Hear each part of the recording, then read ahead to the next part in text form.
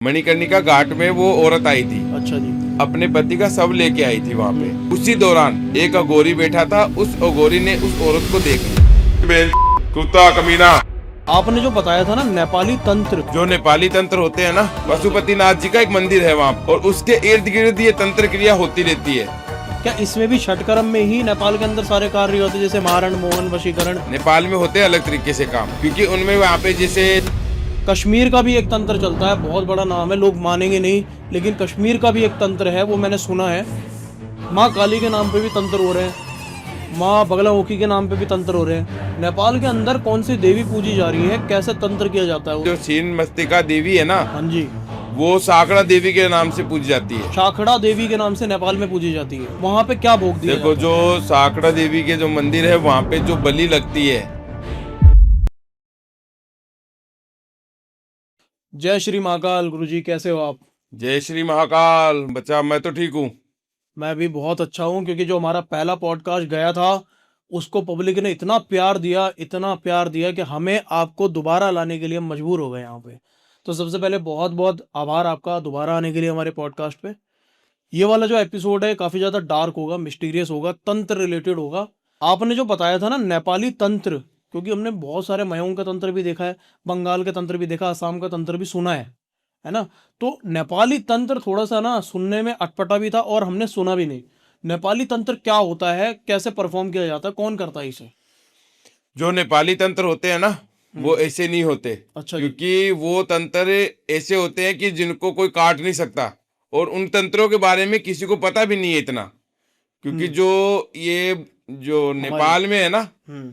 नेपाल में जो होते हैं, शिव की धरती है, इस वजह से वहां पे तंत्र होते हैं। एक मंदिर है, पशुपतिनाथ जी का एक मंदिर है वहां पे, अच्छा जी। और उसके इर्द गिर्द ये तंत्र क्रिया होती रहती है। पशुपतिनाथ जी का जो टेम्पल है नेपाल के अंदर, उसके इर्द गिर्द? हाँ, पशुपतिनाथ जी के जो टेम्पल है ना, जो मंदिर है, उस मंदिर के इर्द गिर्द ये तंत्र क्रिया होती रहती है। अच्छा, इसके अंदर मैं एक चीज देखना चाहूंगा कि जैसे हमारे हिंदुस्तान में माँ काली के नाम पे भी तंत्र हो रहे हैं, माँ बगलामुखी के नाम पे भी तंत्र हो रहे हैं। नेपाल के अंदर कौन सी देवी पूजी जा रही है, कैसे तंत्र किया जाता है, उनपे कौन सी प्रक्रिया है जो उसपे वो देवी को पूज के तंत्र होता है? जो महादेवी होती है, वो जो हमारे देश में जो छीन मस्तिका देवी है ना, हाँ जी। वो साकड़ा देवी के नाम से पूजी जाती है। शाखड़ा देवी के नाम से नेपाल में पूजी जाती है? साकड़ा देवी के नाम से नेपाल में पूजी जाती है वो, अच्छा जी। और उन्हीं के नाम से ये तंत्र होते हैं। अच्छा, उनके नाम से वो तंत्र होते हैं? हाँ, और उन तंत्र को कोई भी अघोरी या कोई भी तांत्रिक उसको काट नहीं सकता। कोई काट नहीं सकता शाखड़ा कोई देवी? भी नहीं काट सकता उसको। हमने भी सुना है, क्योंकि शाखड़ा देवी तंत्र है ना, बड़ा यूनिक माना जाता है। शाखड़ा तंत्र भी बोला जाता है उसको। साकड़ा तंत्र भी बोला जाता है तंत्र। उसको। तो इसके अंदर मेनली छिन्नमस्तिका माता की पूजा होती है, और जो शाखड़ा देवी के नाम से वहाँ प्रसिद्ध है। जो साकड़ा नाम से प्रसिद्ध है। अच्छा जी।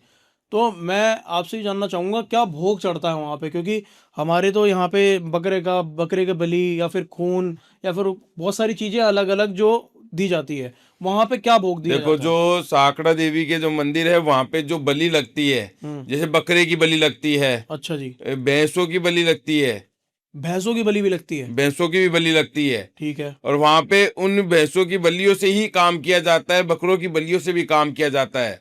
ठीक है। किस तरीके के काम वहाँ पे किए जाते हैं, और कैसा तंत्र होता है वहाँ पे? वहां पे हर प्रकार के तंत्र होते हैं। वहां पे वशीकरण का भी होता है, और मान लो कि किसी पे कोई चीजें करवाई गई है, उन चीजों को भी तोड़ सकते हैं। किसी के ऊपर प्रेत है तो उसको भी अपन छुटा सकते हैं। हर चीज का वहां पे तोड़ है।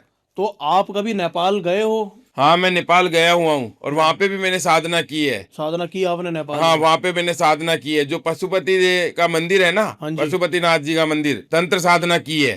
तंत्र साधना की आपने नेपाल में? हाँ, नेपाल में मैंने ये की है। ठीक है। तो मोस्टली नेपाल के अंदर हम देखते हैं, क्योंकि बोला जाता है अलग अलग स्टेट में अलग अलग तंत्र चलता है। कश्मीर का भी एक तंत्र चलता है, बहुत बड़ा नाम है, लोग मानेंगे नहीं, लेकिन कश्मीर का भी एक तंत्र है, वो मैंने सुना है। नेपाल का भी वैसा ही तंत्र है, शाखड़ा देवी आप बता रहे हो। तो मैं इसमें जानना चाहूंगा, क्या इसमें भी षटकर्म में ही नेपाल के अंदर सारे कार्य होते हैं, जैसे मारण, मोहन, वशीकरण, और भी बहुत सारे उच्चाटन वगैरह, ये सब नेपाल में होता है? ये सब में नेपाल में होता है। हर काम होता है नेपाल में। हर सारा काम होता है नेपाल हर के सारा अंदर? काम तंत्र क्रिया से रिलेटिव सारे काम होते हैं। सारे काम किए जाते हैं अंदर से? हाँ, सब काम किए जाते हैं वहाँ पे। इसमें जो ये जो तंत्र काम होते हैं ना, ये तंत्र से जो काम होते हैं जी। वहाँ पे, जैसे हिमालय में जी। वहां पे होते हैं अलग तरीके से काम, नेपाल में होते हैं अलग तरीके से काम, ठीक है। क्योंकि उनमें वहां पे जैसे सांकड़ा देवी जो आप बोल रहे थे अभी हाँ, बता रहा था मैं आपको, छिन्नमस्तिका है, शाखड़ा देवी, वहाँ हाँ पे नाम नाम बदल उनका जाते हैं। नाम जैसे वहां पे है उनका नाम अलग है, यहाँ पे जैसे छिन्नमस्तिका का नाम है वैसे उनका नाम अलग है। तो मतलब कहने का तात्पर्य ये है कि जितने भी देवी देवता हिंदुस्तान में तंत्र के लिए उपयोग में लिए जा रहे हैं, वहां पे उनके नाम बदल जाते हैं, हर चीज का तरीका बदल जाता है, तरीका भी बदल जाता है। नाम भी बदल जाते हैं और तरीका भी बदल जाता है। ठीक है। तो क्या नेपाली अघोरी, क्या ऐसा होता है कि नेपाली में भी जो नेपाल के लोग हैं वो भी अघोरी बन रहे हैं, तांत्रिक बन रहे हैं, या उनके भी नाम बदल जाते हैं? जो नेपाली जो लोग होते हैं जो हगोरी बन रहे हैं और जो तंत्र कर रहे हैं उनका नाम बदल भी जाता है और बदल भी लेते हैं। आपने क्या सोचा है कि ये अपना जो सनातनिक धर्म है ये अपना सिर्फ नेपाल ही तक है?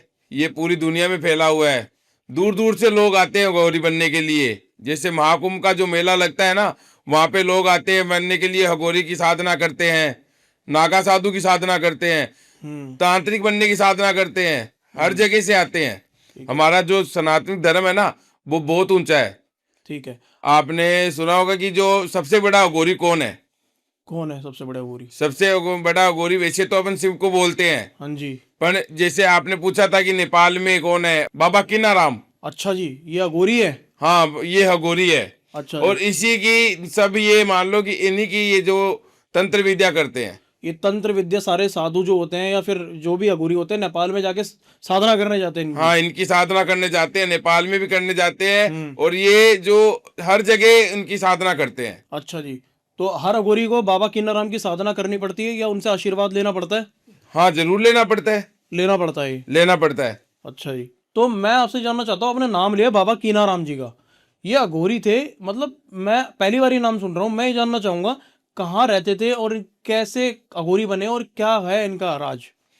जो बाबा किनाराम है ना ये चंडोली में रहते थे। चंडोली के अंदर? हाँ चंडोली के अंदर रहते थे। अच्छा जी। और वहीं पे रहकर इन्होंने ये जो शिव के सबसे बड़े भक्त थे, शिव के भक्त थे सबसे बड़े भक्त थे, और इनके पास ऐसी ऐसी तंत्र विद्या थी, ऐसी ऐसी उनके पास विधि थी जो ये मान लो कि उनसे सीखने के लिए सभी अघोरी जाते थे उनके पास।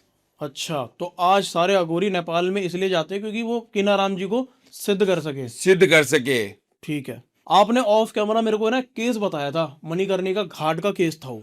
हाँ मैंने बताया था आपको मणिकर्णिका घाट का एक। वो केस मैं आपसे जानना चाहूंगा दोबारा से हमारी ऑडियंस के लिए, वो केस क्या था? मणिकर्णिका घाट में वो औरत आई थी। अच्छा जी।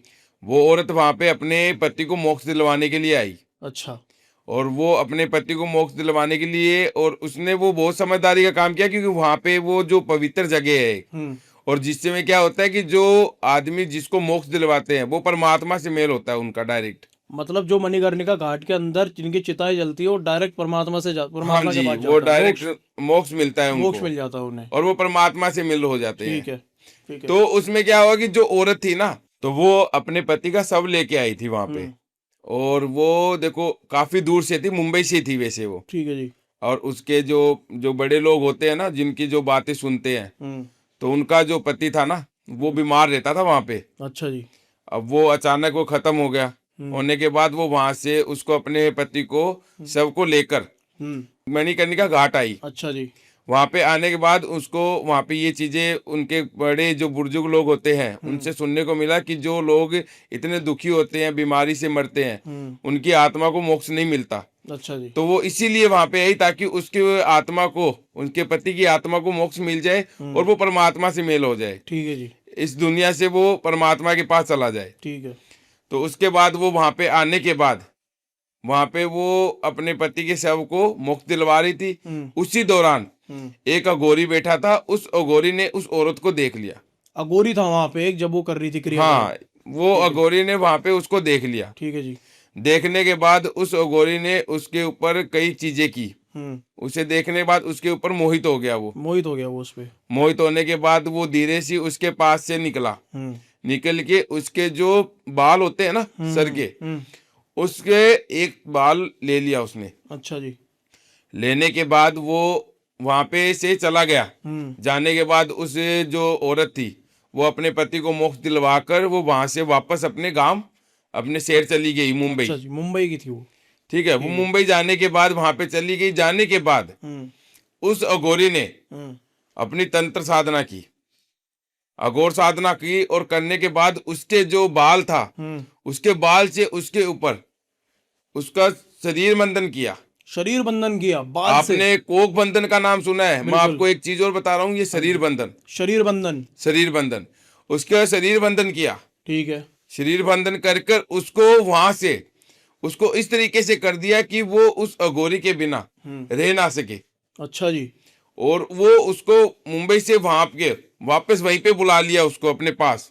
मतलब उसने ऐसा तंत्र कर दिया कि वो मुंबई से वश में होके शरीर बंधन करके वापस वहीं आ गई। हाँ, वहीं वापस वहीं आ मणिकर्णिका गई। घाट। और मणिकर्णिका घाट है ना, वहां पे आ गई वो। ठीक है जी। आने के बाद वो उस अघोरी ने उसके साथ हर काम किया, हर गलत काम किया मतलब। हर चीज का गलत काम किया, गलत उपयोग किया उसका। ठीक है जी। और उसको अपने से 1% भी दूर नहीं करना चाहता था वो। 1% भी दूर नहीं करना चाह रहा था। 1% भी दूर नहीं करना चाहता था।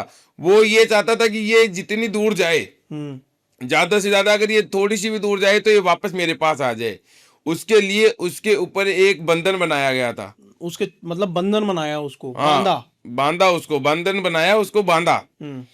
और बांधकर उसके लिए उसके ऊपर उसने अपने प्रेत छोड़ दिए। प्रेत छोड़ दिए उसने। हाँ, ताकि ये अगर उससे दूर जाए तो वो प्रेत इसको खींचकर वापस उसको उसी अघोरी के पास वापस लेके आ जाए।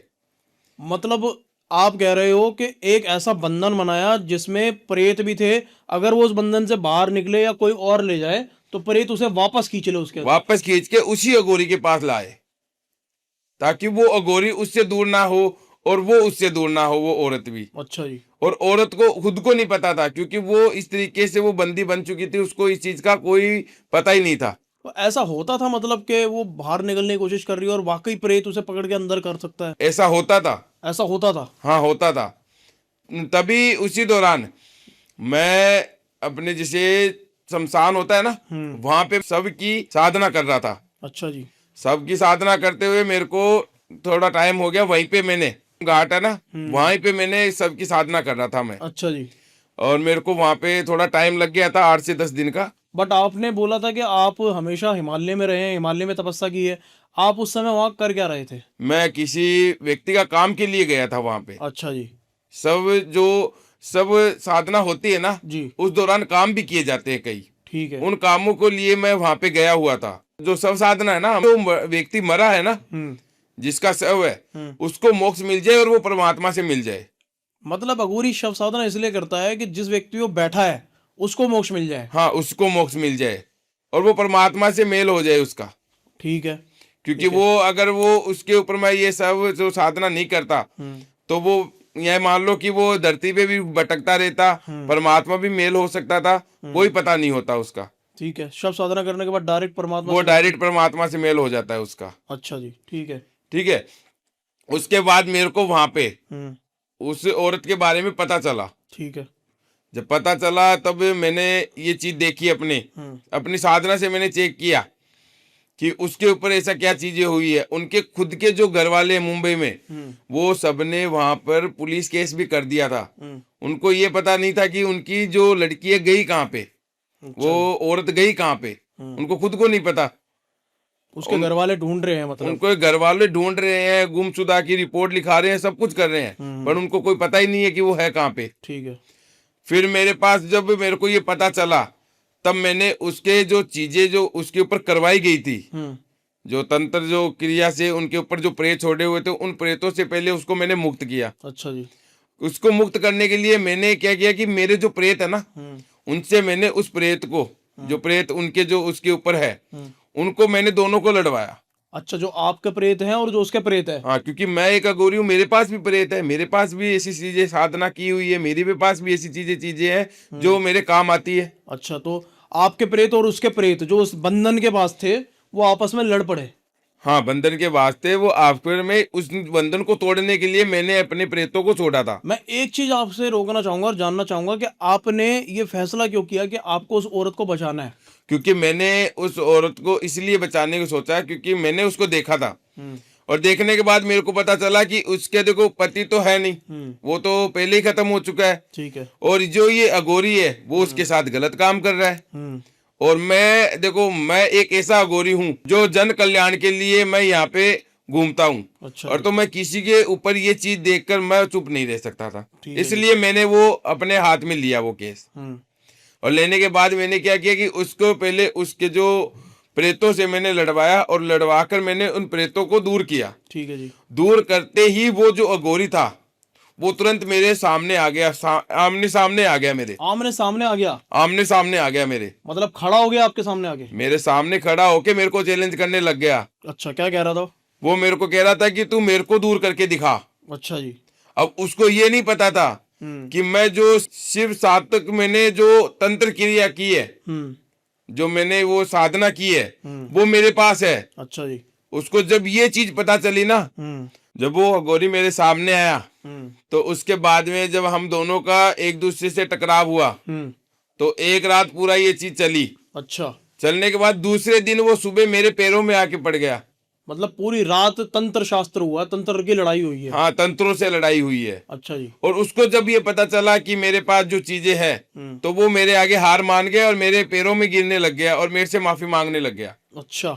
और माफी मांगने के बाद मैंने उसको ये बोला कि पहले तो तू एक काम कर, पहले तो इस औरत के ऊपर जो चीजें करवाई गई है, जो तेरे प्रेत है, वो सबको पहले इसको मुक्त कर। अच्छा। और जहां से ये आई है इसको वहीं पे वापस छोड़, उसके बाद में मैं कुछ सोचूंगा। तो पहले उसने वो चीजें उसको तोड़ा, तोड़ने के बाद जो प्रेत थे वो अपने वापस लिए और उसको उस औरत को अपने घर वापस पहुंचाया। वापस पहुंचाया। उसके बाद मैंने उससे बोला, आज भी वो मैंने उससे बोला कि अब आगे से कभी भी किसी के साथ भी ये गलत काम मत करना, ये चीज गलत मत करना। अगर ये चीज करी तो ये सोच लेना कि मेरे से बुरा कोई नहीं होगा। और आज वो मेरा गुलाम बन के रह रहा है। अघोरी वो गुलाम बन गया? अब मेरा गुलाम है वो, अब मेरी बातें मानता है, जैसा मैं कहता हूँ वैसे करता भी है। वो शिष्य बन गया, वो मेरा शिष्य बन गया वो आपका। हाँ, अब वो जन कल्याण के लिए ही है। वो भी जन कल्याण कर रहा है। जो उसके जो लालच था ना, वो सारा लालच खत्म हो गया अब उसका। अच्छा जी। तो गुरुजी एक है ना, बहुत ज़्यादा सवाल आ रहे हैं, सवाल बहुत सारे हैं, मारण क्रिया के तो बहुत सारे हैं, लेकिन सबसे ज़्यादा मेन सवाल है ना वो है कि लोग है ना, जो लेडीज़ हैं उनका गर्भपात हो रहा है, बार बार गर्भ के अंदर ही है ना बच्चा मर जाता है। क्या ये तंत्र की ही निशानी है या इसमें कोई अलग खेल होता है? क्या तंत्र के जरिए भी किसी को बालक प्राप्ति हो सकती है, बच्चा प्राप्त हो सकता है? हाँ, ऐसा हो सकता है, क्योंकि अभी मैं आपको जो केस बताया था ना जी, उसी में मैं आपको बताता हूँ। अच्छा जी। कि जो औरत थी ना, उसका जो पति तो देखो खत्म हो गया था जी, और उसकी कोई औलाद भी नहीं थी।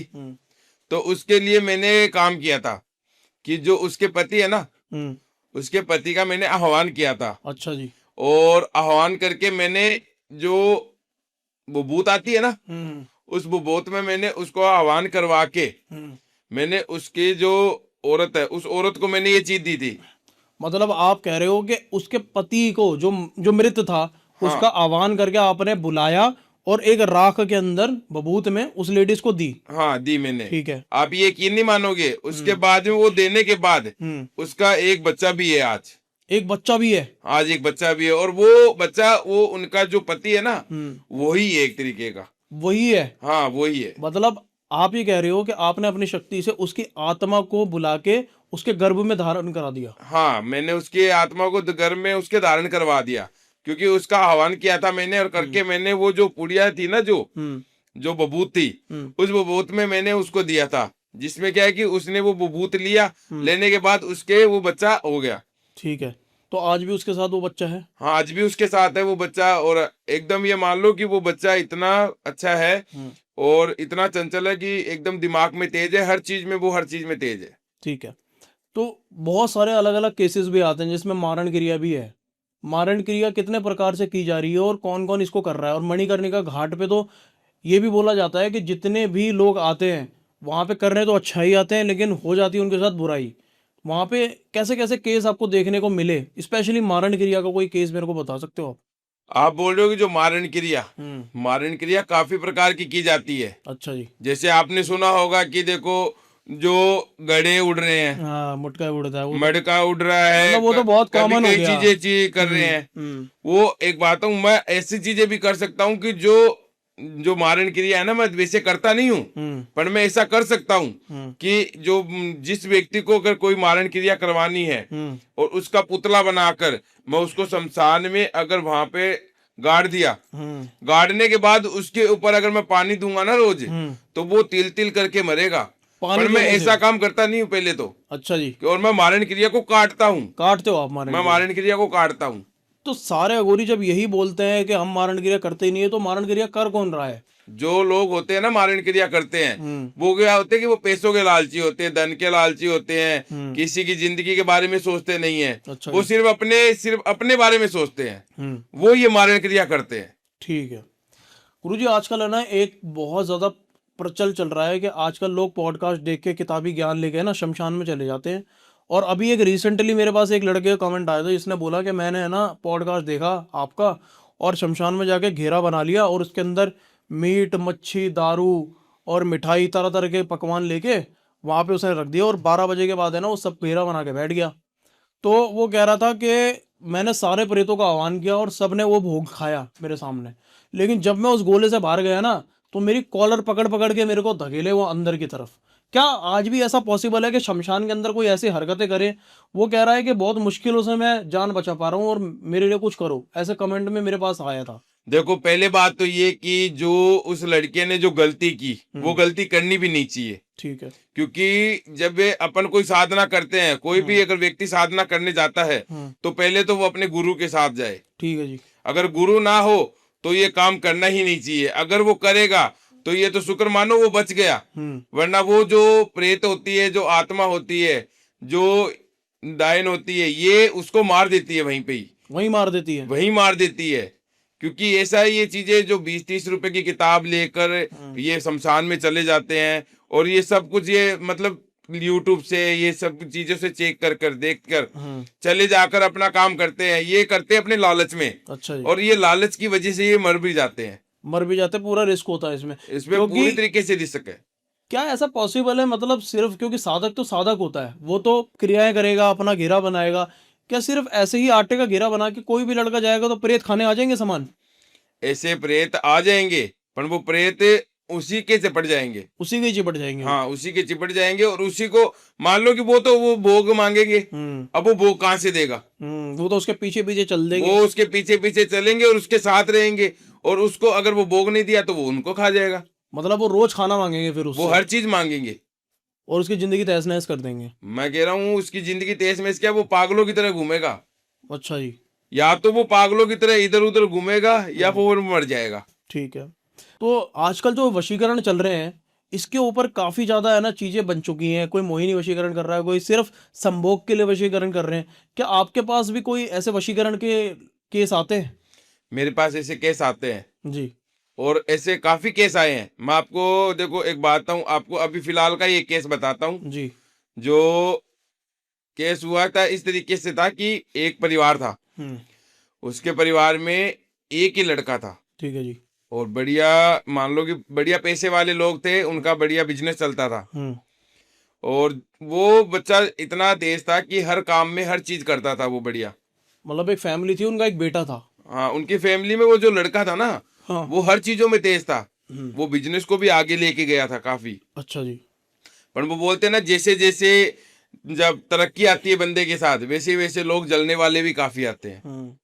तो उसमें क्या हुआ कि वो हर चीज को ऊंचाइयों पे छू रहा था। अब जलने वाले अपने ही होते हैं ज्यादा करके, क्योंकि बाहर वाला इतना नहीं होता जितने अपने होते हैं। बिल्कुल। तो उनके ही कोई रिश्तेदार में वो नहीं चाहता था कि ये ऊपर जाए, और वो ये चाहता था कि ये मेरे लड़की से नीचे ही रहे और हमेशा नीचे ही झुका रहे और दर दर की ठोकरें खाए। तो उसने उसके ऊपर कुछ ऐसा काम करवाया था। मैं आपको बताता हूँ कि काम किस तरीके से करवाया था। उनके जो घर है ना, उस घर के अंदर से जब भी वो बाहरी निकालते थे या कोई चीज करते थे, घर में सफाई करते थे, तो उनके घर में एक सिंदूर और चावल की पुड़िया मिलती थी। सिंदूर और चावल की पुड़िया मिलती थी? मतलब जब भी सफाई कर रहे हो अपने? हाँ, जब भी सफाई करते थे सिंदूर और चावल की पुड़िया मिलती थी। ठीक है। ऐसे करते हुए हफ्ते भर में उनको हफ्ते भर में काफी चीजें मिल चुकी। फिर वो उन्होंने सोचा कि ऐसा क्यों हो रहा है, ये चीजें क्यों मिल रही है। फिर धीरे धीरे वो जो लड़का है उसकी भी तबीयत खराब होने लगी। एक लौता बेटा था, वो कभी ये मान लो कि कभी दीवारों की सिर बिड़ा रहा है, कभी अपने आप को नोच रहा है, कभी सभी घर वालों को गाली निकाल रहा है, कभी वो हर चीज मांग रहा है। जो लड़का दारू नहीं पीता था वो दारू पीने लग गया। अच्छा जी। और उसके घर में मांस नहीं खाते थे, हम्म। पर वो मांस और मदिरा दोनों चीजें करने लग गया। ठीक है जी।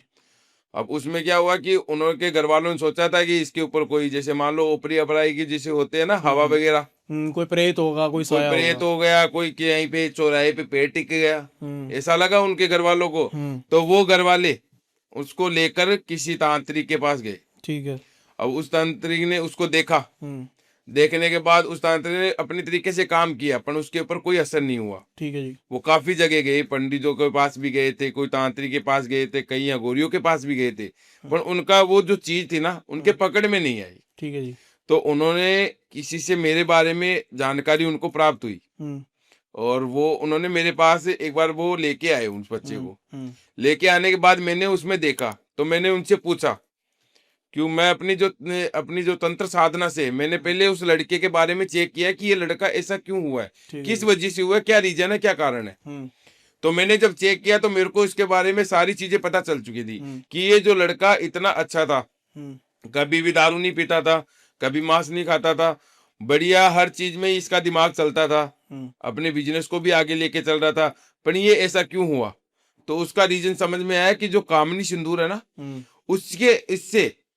उससे उसके ऊपर वशीकरण किया गया। कामनी सिंदूर से वशीकरण कर दिया उसको। हाँ, उसके ऊपर, जिसमें क्या हुआ कि उसके इस तरीके से किया गया था कि वो लड़का पूरी तरीके से बर्बाद हो जाए, और एक लौती संतान है वो बर्बाद क्या, वो मर भी जाए। अच्छा। वो यही चाहते थे कि वो उठे ही ना। तो उसका मैंने सारी चीजें चेक की। मैंने चेक करने के बाद उसके ऊपर जो चीजें, पहले मैंने उन चीजों को तोड़ा। तोड़ने के बाद उस जो कामनी सिंदूर को तोड़ने के बाद है ना, मैंने उसके ऊपर एक ऐसा सुरक्षा कवच बनाया कि ताकि उसके जो रिश्तेदार है, उनके घर वाले हैं, अगर कोई दोबारा भी कोई चीज करवाए उसके ऊपर, तो इसके ऊपर कोई दिक्कत ना हो, कोई परेशानी ना हो, और जो चीज करवाए वो उन्हीं के पास वापस पड़ जाए। अच्छा जी।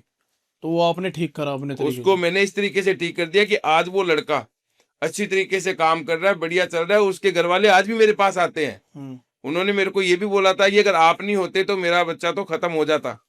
ठीक है।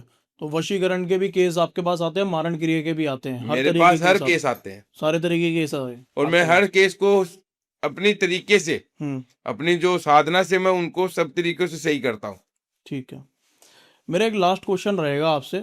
आपकी जो वेशभूषा होती है, आप हमेशा एक क्रोध में नजर आते हैं, आप एक उग्र स्वभाव के नजर आते हैं। क्या जो लोग आपके पास आते हैं, जो लोग आपसे काम करवाना चाहते हैं, क्या आप उनके साथ भी ऐसे ही रहते हो? क्या ये आपका स्वभाव है या कोई महाकाल का तत्व आपके अंदर है? ये देखो, ये हमारे पास महाकाल का तत्व ही है एक तरीके का। अच्छा क्योंकि ये जो वो बोलते हैं ना कि शिव होता है ना, जो तांडव करते हैं, जो विकराल रूप में होते हैं, उसी प्रकार हम भी वैसे ही होते हैं। हम भी अपने विकराल ही रूप में होते हैं, क्योंकि हम भी अपना काम करते हैं ना, तो ऐसे नहीं करते। क्योंकि जो एक अघोरी होता है, वो अघोरी कभी भी शांत नहीं रहेगा। अच्छा जी। वो हमेशा क्रोध में रहेगा, क्योंकि उसको काम करना है, हर चीज का काम करना है। ठीक है। और वो अगर ऐसे शांत रहेगा तो हर कोई उसको धमका देगा। बिल्कुल सही बात है। अब एक मान लो कि जैसे आपको बोल देता हूँ कुछ भी तेज आपको कह देता हूँ, तो आप उस चीज से डरोगे, और आपको मैं धीरे से बोलता हूँ तो आप सुनोगे नहीं उस चीज को। जैसे मैं आपको बोलूं जैसे बेंचो कुत्ता कमीना, तो एक बात हो, ऐसे कौन होगा? मैं आपको ऐसे थोड़ी बोलूंगा कि जैसे पंडित की तरह, बेटा इधर आओ, आराम से बैठो, बताओ। ऐसा तो मैं तो उसी तरीके से ऐसे तो हर कोई बोल देगा। फिर जो साधना हम करते हैं वो साधना हमारी भंग कर देंगे कोई भी। ऐसे थोड़ी होता है, क्योंकि तभी हम क्रोध में रहते हैं, क्योंकि इस दुनिया में दुष्ट जो लोग होते हैं वो काफी होते हैं। अच्छा जी। और जब हम ये साधना करते हैं ना, तो वो साधना हमारी खंडित कर देते हैं, इसलिए हम क्रोध में रहते हैं। अच्छा जी। क्योंकि अगर हमारा क्रोध होगा तभी वो उनको डर लगेगा, तभी वो हमारी जो साधना है वो खंडित नहीं कर पाएंगे। ठीक। ऐसे तो हर कोई कर देगा हमारी खंडित। बिल्कुल सही बात है। तो गुरुजी, पहले तो बहुत बहुत आभार आपका हमारे पॉडकास्ट में आने के लिए। बहुत सारी बातें आपसे आज की और बहुत कुछ जाना तंत्र को लेके, स्पेशली नेपाल का तंत्र जो आज हमें पता लगा है, देखने को सीखने को मिला है, काफ़ी ज़्यादा खतरनाक और हॉरर भी था। कुछ मैसेज देना चाहेंगे हमारी ऑडियंस को लास्ट? जय श्री महाकाल। जय श्री महाकाल। आई होप आपको ये पॉडकास्ट अच्छा लगा है तो आपको पता है क्या करना है, सब्सक्राइब करना है, लाइक करना है, वीडियो को शेयर करना है। आपके एक शेयर से बहुत लोगों का भला हो सकता है। सनातन को जाने, सनातन की शक्ति को जाने। बहुत ऐसे राज है जो आपको इस चैनल जीरो जतिन शो पे देखने को मिलेंगे। हमें आज ही सब्सक्राइब करें और जानिए तंत्र के और भी गहरे राज। तब तक के लिए जय श्री राम।